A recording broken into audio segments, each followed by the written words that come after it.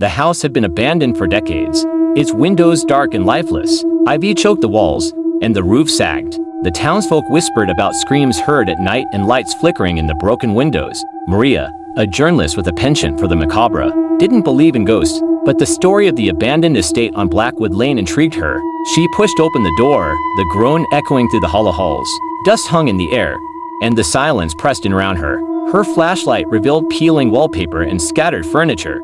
She moved cautiously, jotting notes: the cracked chandelier, claw marks etched into door frames, and overturned furniture that hinted at panic. Ascending the staircase, the air grew colder. At the end of the hallway was a closed door, unremarkable but deeply unnerving. It felt as though it was watching her. She turned the knob. Inside, the room was pitch black, far darker than the rest of the house. Her flashlight flickered, its beam struggling against the oppressive shadows. The room was empty, no furniture, no windows, just four walls covered in dust. Maria stepped inside, and the door slammed shut behind her. Heart pounding, she spun around, but the knob wouldn't budge.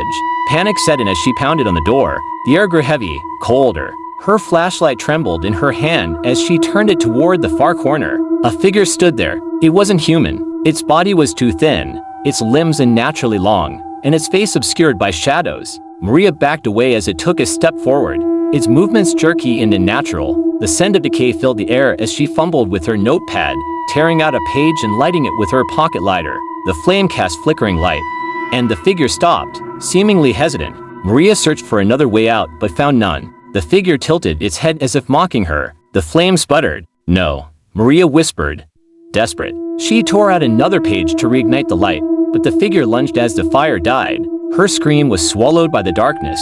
Days later, the townsfolk noticed a faint glow in the upper window of the abandoned house. Faint whispers and scratching noises came from within. When the police searched the house, they found Maria's flashlight and notepad in the forgotten room. The final entry read, "It's not the house that's haunted, it's the room. Don't open the door." The door was nailed shut the next day, but the whispers never stopped.